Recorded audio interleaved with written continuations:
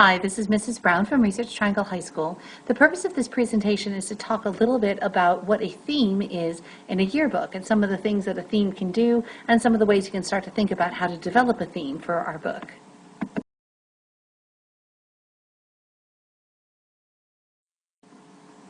So you really have a couple of goals when you're thinking about your theme. The first is it should be something that appeals to your readers, that they kind of get and that they understand. And so you want to think about your whole community as a school when you pick your theme.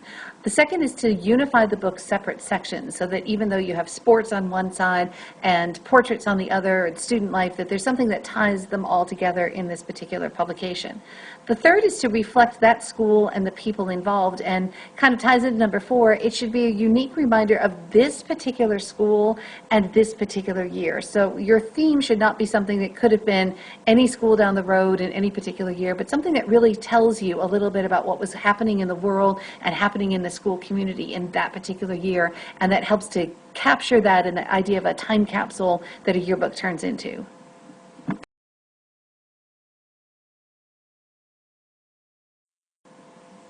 So a couple things that will help make a really good theme. The first is a really positive focus and something that the students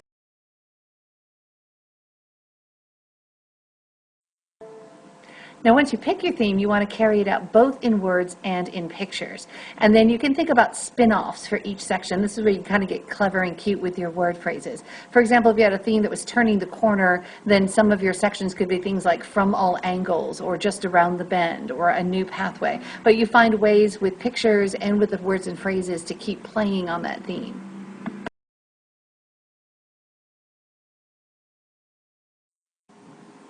Now, there's lots of different ways that you can carry a theme out for the book. The first place, and the most important, is going to be your cover. That's the largest picture in the whole book. Usually it's the first impression everyone has, and it's kind of the memory that goes along with the whole book. There's a possibility of using the theme in end sheets. That's when you very first open the book, those pages, you can print things in there and use those pictures to kind of keep that mood or that idea going. You can have a title page that explains things and kind of develops your theme for the readers from the very beginning, kind of an introduction. The opening and closing, obviously, is where you can put those. And then your dividers, for example. You can also looking at putting it in the folios. You can use it in the coverage that you use, things that can go into the borders. There's lots of little ways to really meld your theme into the whole book so that you have this kind of unified package when you're done.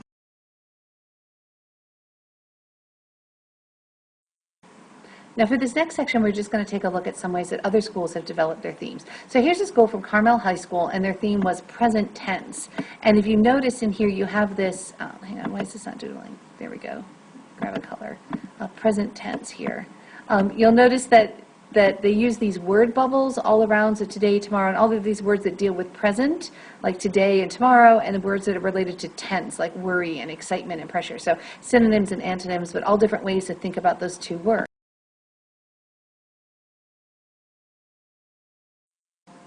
So if you look at the end sheet, so this is what you would see when you very first open the book in here. You see again this idea of connecting things as present tense, and this word bubble goes all the way across the bottom of the screen. And you also have this whole bit all across the bottom in here. And then you can see things like a daily dilemma that has to do with presence, time and passion, moment of glory. So all these things again that continue to go in this idea of present, which would be time, and tense, which is this kind of energy.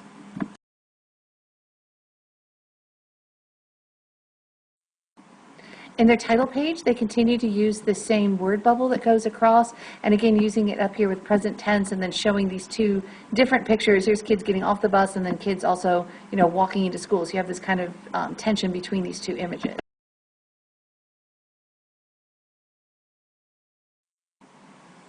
In the introduction page, they're still using this banner, and they're still using this title up here at the top, and then you go into text that kind of explains this idea about how, here we are, and look at the words that are highlighted red: spinning, jumbled, fun, fast-paced, smile, overwhelming, to kind of capture that emotion that they wanted to use for their theme.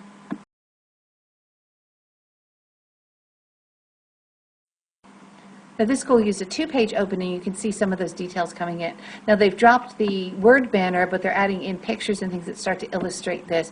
And they're still continuing the same font and the same idea from the front page.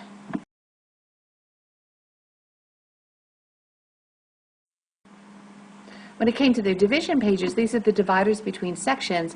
You can see how they're now moved the word bubble to the side. So you're still bringing in that element from the cover, but now it's used in a slightly different way. And they're continuing this idea. It's not present tense, now it's time and passion. So the first word, time, still relates to the idea of present, and passion still relates to that idea of tense, like the tension that you might have between people. And they're continuing to use the same scripted font and this idea of the emotional words throughout the whole rest of the book. In the end sheet, they're bringing this back to closing. So once again, you have these same elements. You'll notice they're flipped to the other side of the page now, and you can see how they start to tie these all together.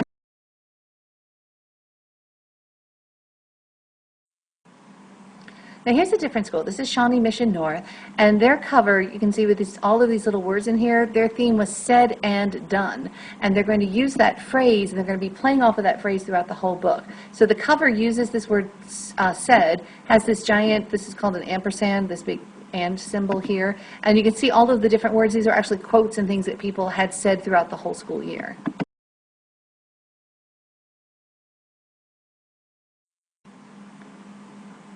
Now their end sheets are really subtle carrying on of this idea, but you see this ghosted here, said, and there's the ampersand, and done, as they give their, going into kind of a table of contents right in the end sheets.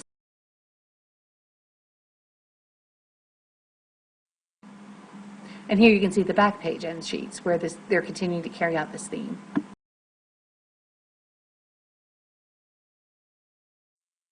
Now on the title page, they're using this really great photograph with this really cool angle. They're adding your school thing up here, and now you notice said and done is now running on the vertical, or I mean on the vertical axis here.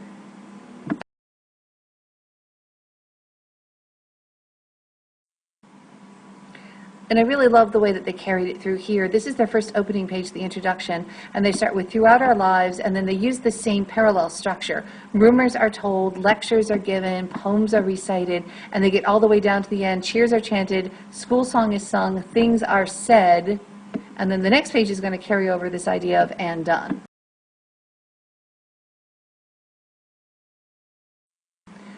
And now here you have these same parallel structures, only it's all the things that are undone. Labs are created, plays are performed, balls are passed, all these things, fingers are pointed, things are done. So they use this juxtaposition of these two concepts from a really common phrase, said and done, to be the yearbook, which is what they're trying to capture from that year, what was everyone saying and talking about, and what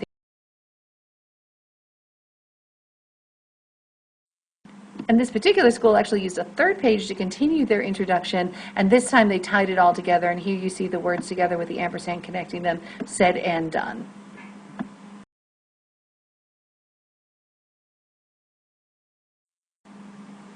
Now here's an example of the divider page where they're using the said and done at the top, and then all of the different descriptions here. There's the said, and then the pictures are all these action shots and things that people are actually doing.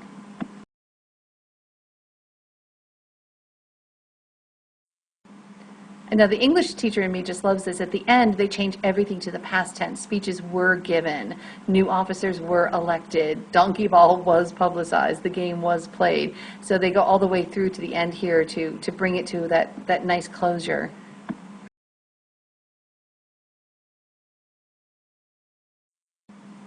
And so you can see the theme carried all the way through to the last pages of the book.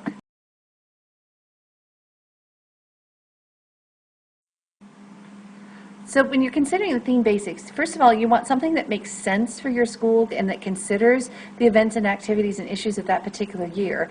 Is it some kind of a catchphrase that students will kind of immediately get and recognize and relate to and understand? Is it a unifying concept that can help tie these discrete pieces of the year together? Does it allow for both verbal and visual development? Is it kind of a fresh contemporary approach, like something that hasn't been done in past years?